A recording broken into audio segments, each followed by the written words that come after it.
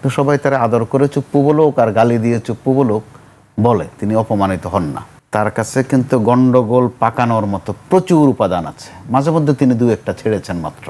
সেটা হচ্ছে যে জামাতি ইসলামী, এনসিপি বা এবি পার্টি সহ অনেকের একটু সুখ সুখ হয়তো লাগছে। জবানবন্দি নেওয়া দরকার, ইতিহাসের কোন কোন জিনিসগুলো জানেন এবং এগুলো পাবলিক করে ফেলা দরকার।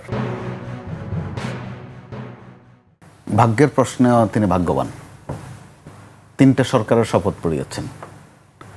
শেখ হাসিনা সরকারের, সর্বশেষ সরকারের শপথ পড়িয়েছেন, ডক্টর ইউনূস সরকারের শপথ পড়িয়েছেন, এখন যে সরকারটি আছে তার শপথও তিনি পড়িয়েছেন। 3 বাহিনী প্রধানের মতো আর কি। হ্যাঁ, তারপর কথা বলেন নাই করতে করতেও কিন্তু কম বলেন নাই।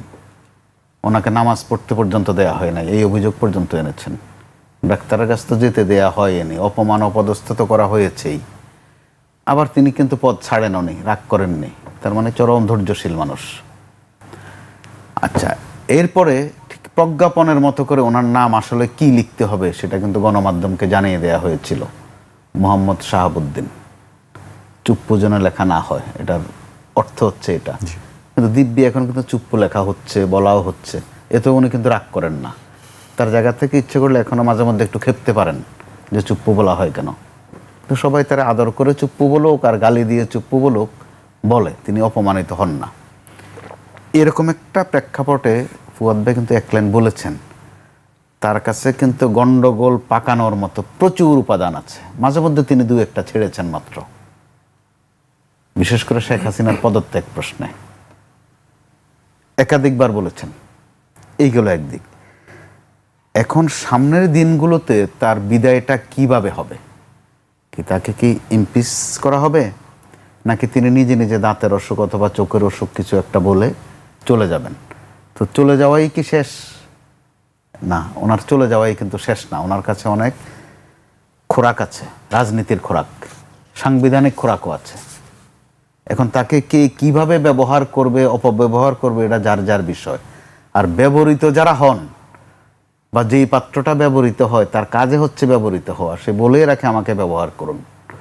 বিএনপি ব্যবহার করেছে, তার মুখ দিয়ে শেখ হাসিনাকে ফেসিস্ট বলানো সম্ভব হয়েছে।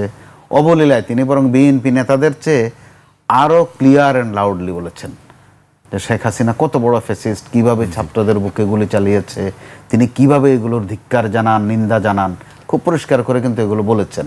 তো আবার আমাদের রাজনীতির যে গতি প্রবাহ, আমরা কিন্তু এগুলোতে অভ্যস্ত হয়ে গেছি যে একটু বলে আর কি, বলার জন্য একটু বলা লাগে, কিছু মনে করিস না, প্লেয়ারটা আমাদেরই, এরকমটা সান্ত্বনা থাকে। কিন্তু তো ওই ক্ষেত্রে উনি চলে যাওয়ার পরে কোন পরিস্থিতি হবে, কোন পদ্ধতিতে যাবে একদিক, এরপরে কে আসবেন, আসার মতো বিএনপিতে লোক অসংখ্য আছে।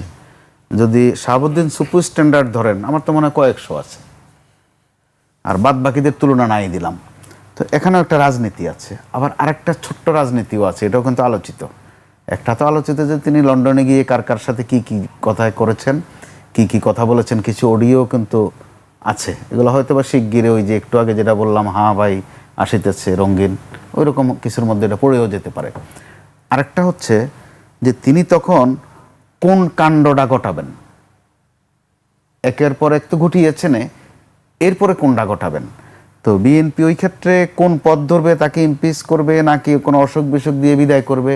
বিদায় করাটাই কিন্তু বিদায় হবে না, এখানে পরিষ্কার করার দরকার আছে যে বিএনপি কোন পথে যাবে। আর সূক্ষ্ম যে কাজটা হয়েছে বলছিলাম, সেটা হচ্ছে যে জামাতি ইসলামী, এনসিপি বা এবি পার্টি সহ অনেকের একটু সুখ সুখ হয়তো লাগছে যে তাদের এই দাবি কিন্তু শুরু থেকেই যে এই সুপ্পুকে সরানো, বিএনপি সেটাকে আমল দিচ্ছিল না। এমনকি একজন কিন্তু এই ইস্যুতে ভালো মারধরের শিকার হয়েছিলেন, তিনি এখন বোধহয় প্রতিমন্ত্রী পর্যায়ে আছেন। ওনার হয়তো মার আর প্রতিমন্ত্রিত্ব দুটো মিলিয়ে গড়ের অঙ্ক সমান সমান হয়ে গেছে, কিন্তু বাদ বাকিদের অঙ্ক কিন্তু আরো নানা রকম আছে। জি, অঙ্ক নানান রকমের অঙ্ক আছে, সামনে আরও অঙ্ক হয়তো আমরা দেখতে পাবো। শেষ পর্যায়ে চলে আসছি, আমি আরেকটি প্রসঙ্গ উল্লেখ করতে চাই ফদ ভাইকে দিয়ে।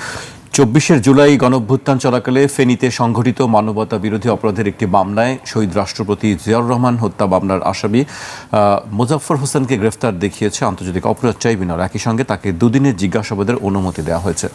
আমরা একটি বিষয় জানি যে তার কোর্ট মার্শালে বিচার হয়েছিল এবং সেই সম্প্রতি শুনছিলাম যে স্বরাষ্ট্রমন্ত্রী বলছিলেন যে সম্ভবত তাকে কোর্ট মার্শালেই বিচার হবে ওই ঘটনার, কিন্তু তারপর দেখলাম যে আজকে আরেকটি মামলায় তাকে গ্রেফতার দেখানো হয়েছে। এই বিষয়ে আইনি অবস্থা কি একটু জানতে চাই। আমরা যতটুকু জেনেছি তাকে আসলে এই যে মাসুদউদ্দিন আহমেদ চৌধুরী তার মাধ্যমে একটা ট্র্যাপ করে তাকে ধরা হয়েছে, এবং মাসুদউদ্দিন আহমেদ চৌধুরীকে ইনফ্যাক্ট অন্য একটা ট্র্যাপে ধরা হয়েছে, সব দেশে ছিলেন না, তাকে দেশে এনে গ্রেফতার করা হয়েছে এরকম।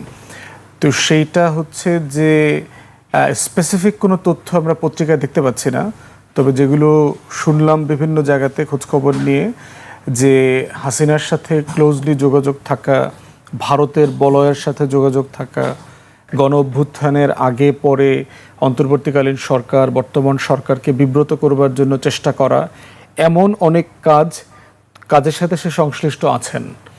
এখন একটা বিষয় হচ্ছে যে শহীদ প্রেসিডেন্ট জিয়াউর রহমানের হত্যাকাণ্ডের সাথে তো কোর্ট মার্শাল হয়ে গেছে, তো সেখানে তার বিচার এক্সিকিউট করাটা খুব ডিফিকাল্ট হওয়ার কথা না যদি মিলিটারি আইনে চলে যায়, কিন্তু যদি সিভিল অফেন্সের সাথে এঙ্গেজমেন্ট থাকে তাহলে তাকে ইমিডিয়েটলি কোর্ট মার্শালে হস্তান্তর করে ফাঁসি দেওয়ার বন্দোবস্ত করা যাবে না, সেখানে অন্য তদন্ত করে তথ্য কালেকশন করতে হবে।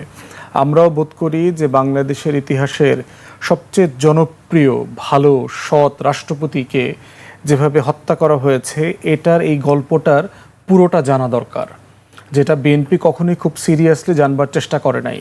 যে এরশাদকে গ্রেফতার করা, তাকে আইনের মুখোমুখি করা, তার রাজনীতি করতে না দেয়া, ভারতের ইনভলভমেন্ট কী ছিল, কেন করা হয়েছে, এইটা পুরো গল্পটা নিয়ে বিএনপির দেখলাম কখনোই কোনো আগ্রহ ছিল না।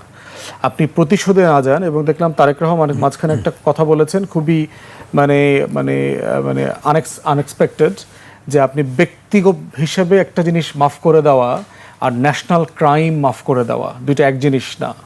তো সেই জায়গাতে আমরা বোধ করছি যে ওনাকে সিরিয়াসলি জবানবন্দি নেওয়া দরকার, ইতিহাসের কোন কোন জিনিসগুলো জানেন এবং এগুলো পাবলিক করে ফেলা দরকার, কারণ এইটা এমন একটা ঘটনা যেটা জাতির সবাইকে জানতে হবে যে আসলে এগুলো ঘটেছে, এটা আমাদের সবার জন্য গুরুত্বপূর্ণ।